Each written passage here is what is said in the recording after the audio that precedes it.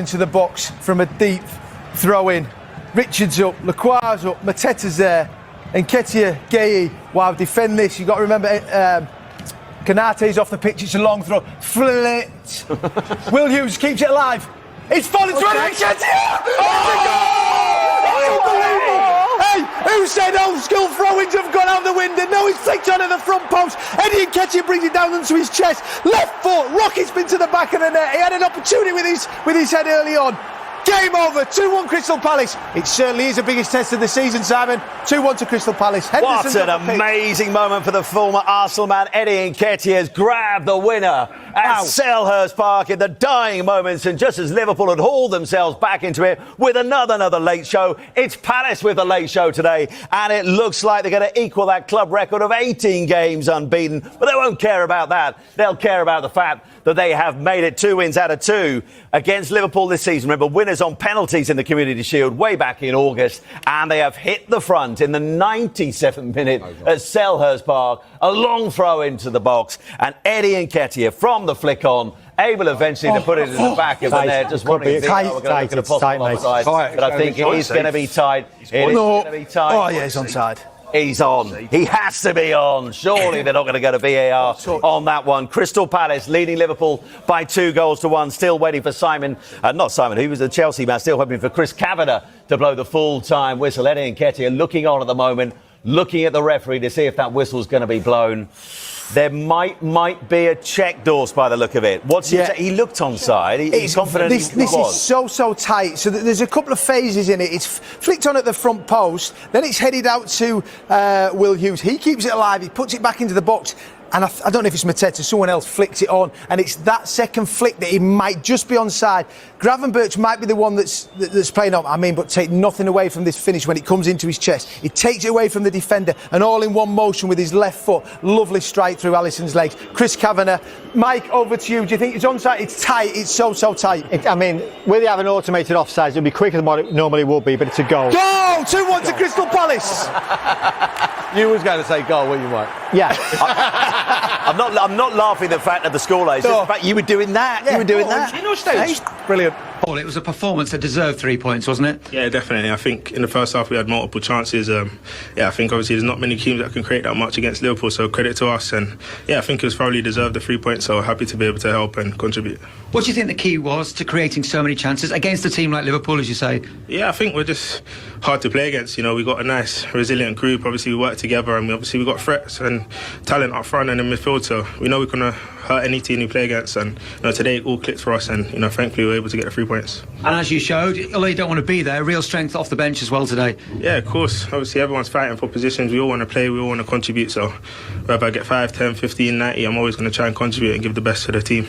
You're the last unbeaten team in the Premier League now. Do you feel you're onto something here? Do you feel there's something special happening this season? Yeah, we're just going to take it one game at a time. Obviously, like I said, we've got a really good group. We achieved a lot last season and started really well this season. So we want to keep pushing and want to try and bring more success to this club for the fans. Well done today. Thank you very much. Good night. A reminder, Crystal Palace are 12 unbeaten in the Premier League for the first time in their history. But did you think when Chiesa, and after a big forensic views, goal stood, that Liverpool somehow were going to get something out of it? Definitely. We all know that Liverpool finish games very well. They have done this season, and they finished this game well. So a bitter pill to swallow conceding in injury time. They know how it feels to score in injury time. Now they know how it feels to concede. But it was a lovely ball in, this was. Just floated in. Mo Salah goes up, might flick his arm. That's what VAR were looking at. Hard to be conclusive, and he was getting pulled back at the time.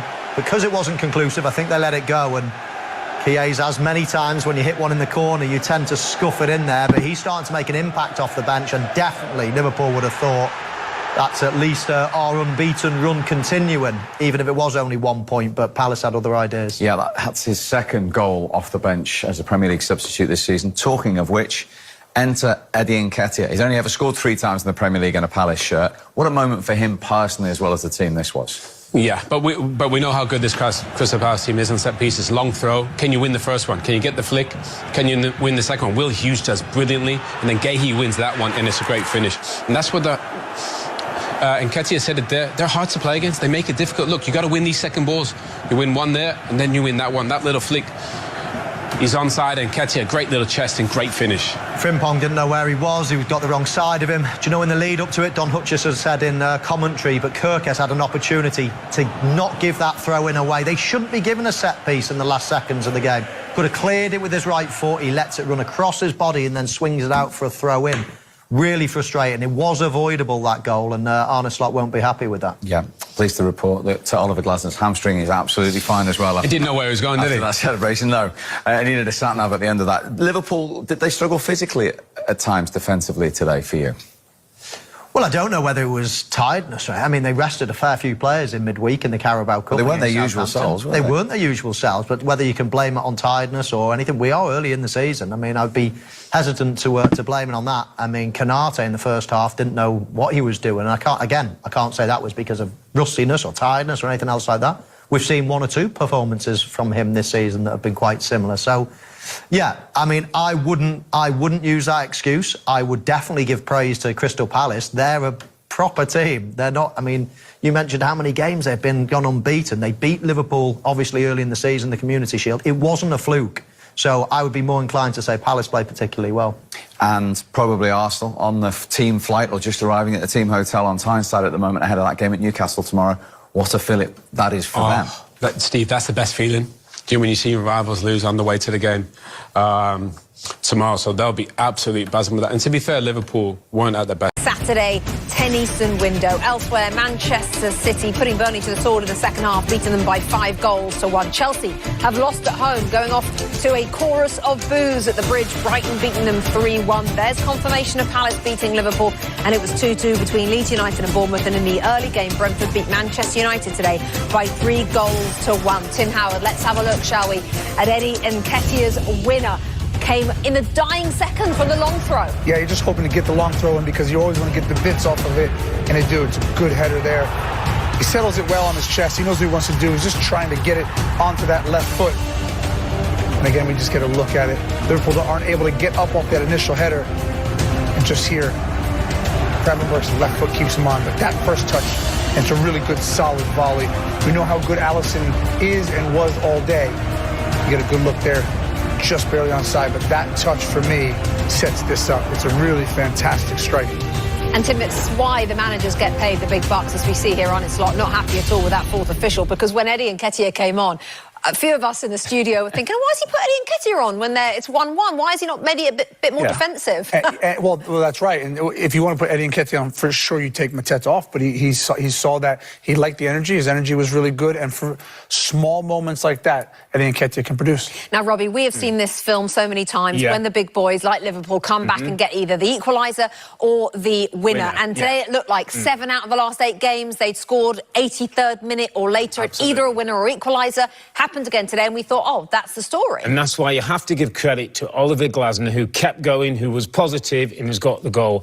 It's a goal that damages Liverpool, that 5 straight wins, couldn't turn it into 6, but doesn't half give some hope to the chasing pack. And by the way, leading the chasing pack is Crystal Palace, who now sits second in the Premier League, based on beating the champions. So it was a day when Palace wouldn't take the narrative, when Palace kept going, when actually Palace, in terms of shots and chances, were the better team.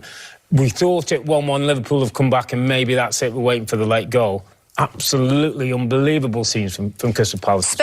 Especially in that first half, Tim. Liverpool looked so out of sorts today. Yeah, and they were getting picked apart, if I'm being honest.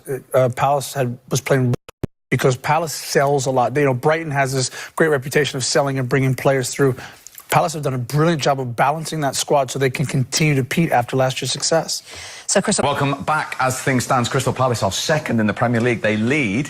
The leaders, Liverpool, remember, with that 100% record by 1-0. We'll see the goal, Michael, but then we'll point out it could have been a lot more than 1 goal for Palace. Yeah, I think Arne Slot will be in the dressing room now thanking his lucky stars. It's only 1 and Liverpool are still in the game. I mean, Liverpool contributed to their own downfall with possibly, arguably, their best player of the season so far, heading it back into the 6-yard box for Sarr to swivel and fire them ahead. But as I say, after that, it could have been many, many more. But this is a poor header from Gravenberch, Owen. Yeah, to be fair, he gets bumped by Gahey, which is a bit ironic because obviously Liverpool came in for him.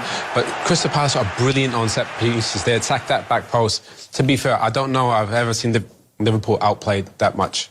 Crystal Palace could be up 4 or 5. They've been absolutely magnificent. As if we needed reminding, have we just seen in that first half the magnitude of Alisson sometimes on that Liverpool goal? Well, if Liverpool do manage to salvage something out of this game, then they will certainly say it's down to him. And this is why he is the best, if not one of the best in the world. Brilliant, absolutely brilliant. He's brave, he's courageous, he guesses right a lot of the time. I think he had it in his mind there that the ball was going back into that corner, so he starts shifting his feet in the meantime. Konate's had a real tough first half, but his goalkeeper's pulled him out multiple times. And when he didn't pull him out, the woodwork helped him, but no, he's been top class, Steve. Do you know, Mo, we were joking about earlier about keepers getting out of the way. He's always in the way. Yeah. He literally saves everything. He's brilliant. He's got strong hands. He makes every save possible. Obviously, Mateta's unlucky there. He could have had a hat-trick, Mateta, but Glasner, what a job he's done with this group. That'll be his only frustration that they're 1-0 up, as crazy as it sounds. Steve, it should have been 3 or 4. The thing is, and we said about Liverpool before, with the late goals, they'll be back. Don't question that at all. I mean, he's had some fantastic situations, Arne Slot, as Liverpool manager, but is this one of his biggest Premier League half-time team talks here? Well, sometimes you can be 1-0 down and you're still sort of in control of the game. You still feel as if you're playing well, but at the moment, if things continue like this, there's only going to go one way. It's going to go 2-0 and 3-0. So he has to change something, which he doesn't have to normally do. Now, Gakpo is sitting there. He's been one of Liverpool's most improved players over the last season or so. Probably can feel himself hard done not to be playing. He's sat there. He can make a change. Obviously, Ekitike is out suspended, so he's not really got loads of options. Young Ungamoa on the... get him on. He's brilliant. He's a game changer. But it won't happen straight away. I think he'll give time for them to change things, let's say, with the... But if you would have asked me that after playing Newcastle...